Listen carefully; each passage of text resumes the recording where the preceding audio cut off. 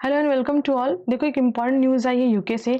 और यूके से जो न्यूज़ आई है बहुत ही इम्पॉर्टेंट है सच में, क्योंकि हम जानने वाले हैं व्हाट्स रॉन्ग विद यूके। कुछ दिनों पहले ये ट्रेंड चल रहा था what's wrong with India.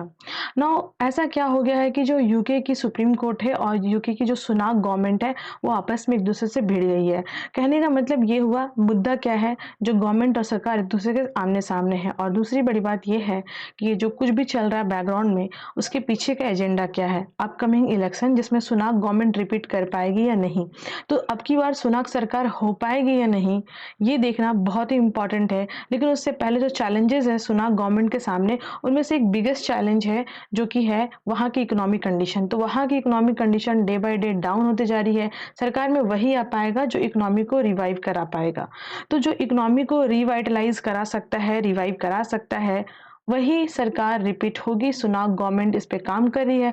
Earlier जो गवर्नमेंट थी, यानी कि जो कंजर्वेटिव पार्टी की सरकार पिछले टाइम जो चल रही थी, उसमें ये जो है फाइनेंस मिनिस्ट्री के तौर पे 2015 से एक्टिवली पार्टिसिपेट कर रहे हैं। और एशिया मूल के और भारतीय मूल के तो ये प्रथम प्रधानमंत्री है, वहाँ पे फर्स्ट पीएम है यूके के अंदर।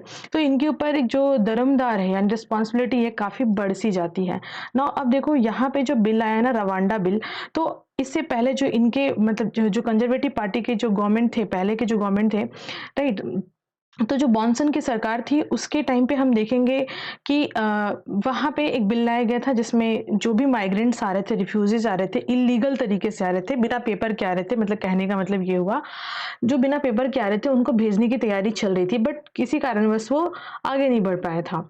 लेकिन चूंकि इसी बीच में लॉकडाउन होता है 2018 से, वहाँ की जो इकोनॉमी है डे बाई डे धीरे धीरे मतलब टुकड़े टुकड़े में वो क्या हो रही है, टूट रही है ना। यानी इकोनॉमी वहाँ पे डाउन चल रही है। नाउ अब ये जो सुनाक गवर्नमेंट आई है, नेक्स्ट इलेक्शन है, तो इनके सामने ये चैलेंज है कि जो पहले की जो लिगेसी चलती आ रही है ना, उसको मेंटेन किया जाए। तो पहले जिस चीज़ पे काम करना था गवर्नमेंट को, वो नहीं हो पाया था। और जो लॉ था वो सुप्रीम कोर्ट के सामने चैलेंज भी हो गया था। एक्चुअली में जो सुनाक गवर्नमेंट है वो बहुत सारे जो है मतलब कह सकते हैं रिफ्यूजीज को भेजने की तैयारी में है। इससे पहले भी इन्होंने बहुत हार्ड स्टेप लिए हैं। जो रिफ्यूजीज थे उनको 5 स्टार होटल में ट्रीटमेंट मिलता था, उस चीज़ को इन्होंने कम किया, बहुत सारी चीज़ों पे रिफॉर्म किया, डाइल्यूट किया फैसिलिटीज़ को। अब जिसको लेके वहाँ पे जो लिबरल इंटेलेक्चुअल लोग हैं, आप समझ ही रहे हो, वो पहुंच जाएंगे कोर्ट के अंदर। और कोर्ट में यहाँ फैसला आता है कि भाई साहब जो आप कर रहे हो वो बहुत अगेंस्ट है रिफ्यूजीज के। और चूंकि यूके का जो लॉ है वो इसे मतलब फॉलो करने की अनुमति नहीं देता है, तो ये गवर्नमेंट नहीं कर सकती है।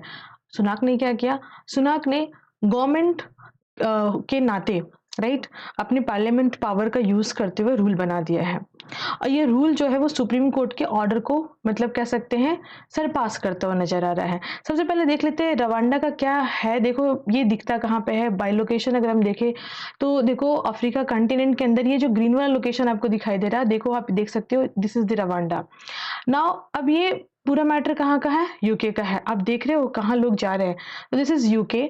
और लोग जो है इंग्लिश चैनल पार करते हुए यहाँ पहुंच रहे हैं। इंग्लिश चैनल वो वे है, वाटर वे है, और एक तरह से हम कह सकते हैं जो कि आपका फ्रांस है और यूके है, इनको कनेक्ट करने की जो है वे है, that is a English channel. और काफी ज्यादा बिजिएस्ट रूट है आई कैन से। और यहाँ पे लोग जो है शिपिंग के थ्रू पहुंच रहे हैं। नाउ रवांडा आप देखो ये है, तो अब यहाँ से लोग जो है इस तरीके से पहुंच रहे हैं। हालांकि चूंकि ये जो डील है वो रवांडा के साथ हुई है, इसलिए बिल में रवांडा नाम आ रहा है, बट जो माइग्रेंट्स पहुंच रहे हैं वो डिफरेंट डिफरेंट कंट्रीज के हैं, बट मेजर चंक जो है that is from the Rwanda. Now अब एक इंपॉर्टेंट चीज आप देखो, इस तरह के छोटे छोटे बोट में ना लोग पहुंच रहे हैं वहां पे, 150 200 300 ऐसे ऐसे लोग पहुंच रहे हैं और बिना पेपर के पहुंच रहे हैं। एक रिपोर्ट के मुताबिक अगर हम बात करें, ये बहुत ही फेमस रिपोर्ट है, बीबीसी की रिपोर्ट है, मतलब 2020 21 22 23 यहाँ पे जो माइग्रेंट्स पहुंच रहे इंग्लिश चैनल को क्रॉस करके, इलीगल माइग्रेंट्स जो पहुंच रहे उनकी संख्या बहुत ज़्यादा है। व्हाट आई एम सेइंग, ये जो डेटा है वो इलीगल माइग्रेंट्स का है। दैट सिंपली मीन्स जो माइग्रेंट्स हैं बट लीगली आ रहे, मतलब पेपर लेकर के आ रहे, वो तो अलग है ही। तो उनका भी ट्रीटमेंट हो रहा है, अलग से उनको भी पैसा और खाना, उनका भी मेडिकल फैसिलिटी या जो भी एजुकेशन फैसिलिटी है, ईच एंड एवरी चीज़ जो है यूके गवर्नमेंट प्रोवाइड कर रही है। बट जो इल्लीगल माइग्रेंट्स हैं, उनकी मैं बात कर रही हूँ, तो लगभग अगर हम अभी तक देखें, ये ईयर अभी पूरा मतलब 2023 की अगर हम बात करें, तो लगभग अभी तक 6,265 जो लोग हैं वो मतलब पहुँच चुके हैं। Now what I am saying, और 2024 की बात करें तो ये जो रेड लाइन आपको दिखाई दे रहा है, ये अभी तक मतलब अभी मई मंथ स्टार्ट होने वाला है। तो इस समय तक सोचिए इतने सारे लोग पहुंच चुके हैं, साल बाकी है, और इससे पहले इतने हजार 40,000 राइट 50,000 ऐसे लोग पहुंच चुके हैं ईयर बाय ईयर। तो गवर्नमेंट के ऊपर काफ़ी वर्डन है अब, लेकिन गवर्नमेंट भी चूंकि लॉ पास कर चुकी है, तो गवर्नमेंट का ये कहना है कि फ्लाइट रेडी है और हम उनको एनी हाउ छोड़ के आएंगे, और इस रास्ते में कोई रुकावट जो है वो सुनाक गवर्नमेंट को पसंद नहीं है। फर्स्ट फ्लाइट रेडी है और 10 to 12 वीक के अंदर वो उनको पहुंचा देंगे वहां जहां से वो आए हैं, मतलब रवांडा। अब देखो हो क्या रहा है, जो यूके की गवर्नमेंट है, इनके सामने चैलेंज बहुत सारे हैं। पहला नंबर चैलेंज तो है कि वहाँ का जो मतलब जो कई सारे अपोजिशन पार्टी के लीडर्स हैं, जो लिबरल इंटेलेक्चुअल लोग हैं, वो इसके अगेंस्ट हैं। यानी एंटी इनकम्बेसी वेव जो है वो क्रिएट होनी शुरू हो गई है ना। दूसरा जो चैलेंज है वो वहाँ की सुप्रीम कोर्ट है। ऑल्दो ये सुप्रीम कोर्ट को जो है इस लॉ को उन्होंने मतलब डिक्लेयर किया था कि लॉफुल नहीं है। यूके का जो लॉ है, यूके का जो कॉन्स्टिट्यूशन है, हालांकि यूके में कोई कॉन्स्टिट्यूशन नहीं, एक पेज का कॉन्स्टिट्यूशन है। ये भी बात बहुत इंपॉर्टेंट है, समझने की कोशिश कीजिए। जिस देश ने हम पे शासन किया और जिससे बचने के लिए या जिसके जाने के बाद हमने इतने इतने बड़े ग्रंथ लिख दिए, मतलब हमारा कॉन्स्टिट्यूशन, मतलब बहुत रिस्पेक्टफुली मैं कह रही हूँ, तो इतने 60 देशों का भ्रमण करके लगभग 2 साल 11 महीने 18 दिन लगा करके 64 लाख रुपए खर्च करके इतने सारे लोगों ने मिलकर के इतना बड़ा कॉन्स्टिट्यूशन लिख दिया, और उसके बाद ये 100 बार से अधिक चेंज कर दिया। ठीक है, वो मतलब मैं पॉजिटिव में बोल रही हूँ, ऐसे मत लेना तुम लोग, लेकिन देखो एक इम्पॉर्टेंट चीज़ है जो कि वो है, जिसने शासन किया उनके यहाँ कोई कॉन्स्टिट्यूशन नहीं है, एक पेज का कॉन्स्टिट्यूशन है। तो बैकग्राउंड में मोरल ऑफ द स्टोरी ये है कि उनका जो जो उनके यहाँ जो लोग हैं ना, वो काफ़ी मैच्योर है।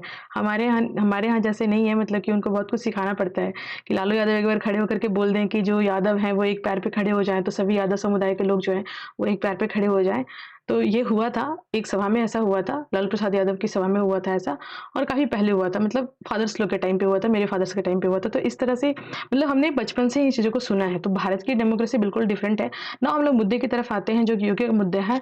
तो यहाँ पे जो ये आप देख सकते हो ह्यूमन राइट कमीशन है, तो एक जो यूरोप का अलग से एक European convention on human right है, वो भी इसमें आड़े हाथों आता है ना। जो इंटरनेशनल लॉज ऑफ रिफ्यूजीज है 1951 का, यूके ने उसे अडॉप्ट करके रखा है। भारत इसका मेंबर नहीं है, मतलब भारत ने इसे फुल तरीके से अडॉप्ट नहीं किया है। इसीलिए हमारे यहाँ जो रोहिंग्या माइग्रेंट्स वाले आए थे, मतलब आए थे क्या, रह रहे हैं, तो उनके लिए भी हमारी सरकार का ये क्लियर कट एजेंडा था कि देखो भैया, हमने तो लॉज जो है वो साइन नहीं किया, तो हमारे ऊपर कोई पाबंदी नहीं है, मतलब लीगली कोई पाबंदी नहीं है। तो इनके ऊपर तो है ना, क्योंकि इन्होंने साइन किया है, ह्यूमन राइट कमीशन भी है इनका, फिर यूरोपियन कन्वेंशन जो है ह्यूमन राइट का वो है। तो चैलेंजेस तो हैं। एक ऑडिट के हिसाब से अगर हम बात करें, जो कि वहाँ की नेशनल ऑडिट रिपोर्ट है, जैसे हमारे यहाँ कैग है, उस तरह से वहाँ पे जो नेशनल ऑडिट रिपोर्ट है, मतलब ऑफिस है, उनके थ्रू ये बात बताई गई है कि 240 मिलियन जो है यूरोपियन जो मुद्रा है, यूरोपियन जो रुपीज़ है, यूरो दैट इज, वो रवांडा भेजने में 2023 के टाइम पीरियड में इतनी गवर्नमेंट की खर्च हुई थी, एक्सपेंडिचर इतना हुआ था। लगभग देखा जाए तो प्रति व्यक्ति जो है, अगर देखा जाए तो 20,000 जो यूरो है वो खर्च हुआ है इंडिविजुअल को रिलोकेट करने में। लेकिन अगर 300 लोगों को रवांडा अभी जो सरकार भेजने जा रही है, तो उससे ना जो यूके गवर्नमेंट है उसकी 120 मिलियन यूरो का बचत होगा। ये तो 300 पे है ना। लेकिन अगर देखा जाए तो जितने एक्सपेंडिचर वहाँ पे हो रहे हैं, तो ये सब खत्म हो जाएंगे तो गवर्नमेंट का काफ़ी लंबा सेव होगा। अप्रॉक्सीमेटली जो गवर्नमेंट ने खुद बताया है, जो सुनाक गवर्नमेंट ने अपने स्पीच में कहा है कि रवांडा प्लान से फ्यूचर सिक्योर होने वाला और बिलियंस ऑफ रुपीज़ जो है वो यूके सेव करने वाला है, जो इन फिगर वो एक्सप्लेन नहीं कर सकते। मोरल मतलब हम लोग देखें जो लमसम अमाउंट है, दैट इज़ जो है आपका 4 बिलियन इन अ ईयर, है ना। यूरो जो मुद्रा है, तो 4 बिलियन यूरो जो है एक साल में खर्च होता है, स्पेसिफिकली जो है उनको कमोडिटीज़ पहुंचाने में, मतलब each and every cheese available करवाने में। और अगर एक दिन का होटल का खर्च देखें तो 8 मिलियन यूरो, वहाँ पे 1 दिन का एकोमोडेशन चार्ज होता है, तो 8 मिलियन यूरो अगर 1 दिन का चार्ज हो रहा है, आप समझ सकते हो इकोनॉमी कहाँ जाएगी। तो ऑब्वियस सी बात है, अगर गवर्नमेंट को अपनी इकोनॉमी सेव करनी है, तो इस बात पे चलना पड़ेगा, बट चैलेंजेस काफ़ी हैं। देखने वाली बात ये होगी कि कैसे इसको सुनाक गवर्नमेंट जो है फेस करती है और कैसे चीज़ों को चेंज करती है। तो this is all about the news. Thank you, thanks for watching.